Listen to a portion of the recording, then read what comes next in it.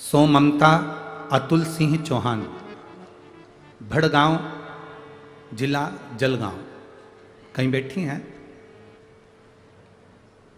कहीं बैठी हो तो हाथ हिलाओ। हाँ दिख गए, ठीक है। ऐसे हाथ हिला दो एक बार, ठीक है। सो ममता अतुल सिंह चौहान, भड़गांव, जिला जलगांव। मैं शिव महापुराण को नमन करती हूँ। पहली बार एक दिन की कथा मैंने मालेगांव में सुनी थी। पहले तो मैं टीवी पर कथा सुनती थी। गुरुदेव कथा में बताते हैं कि कथा स्थल की रज महत्वपूर्ण होती है।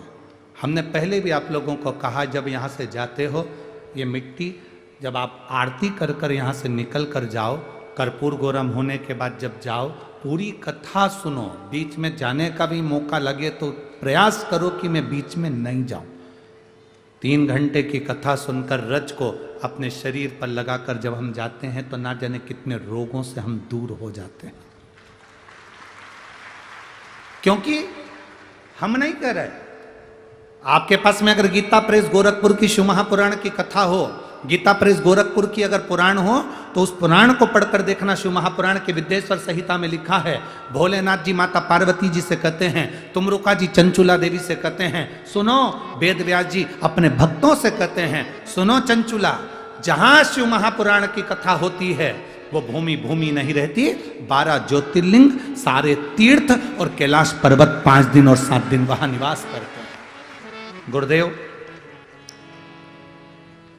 मेरी सासू मां पैर की अकड़ के कारण चल नहीं पाती थी, पलंग से उठ नहीं पाती थी।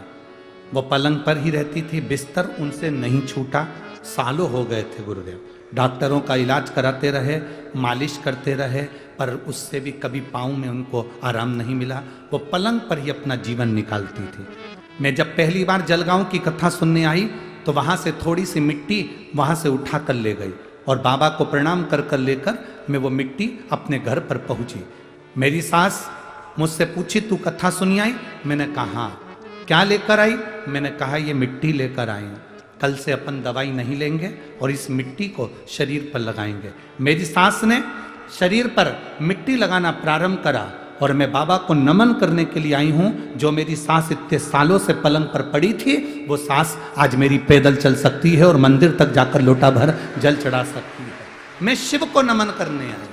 ये शिव तत्व। बैठिए बहन, एक बार वापिस हाथ हिला दो। हर हर महादेव। शिव तत्व की प्राप्ति है शंकर की अविरल कथा।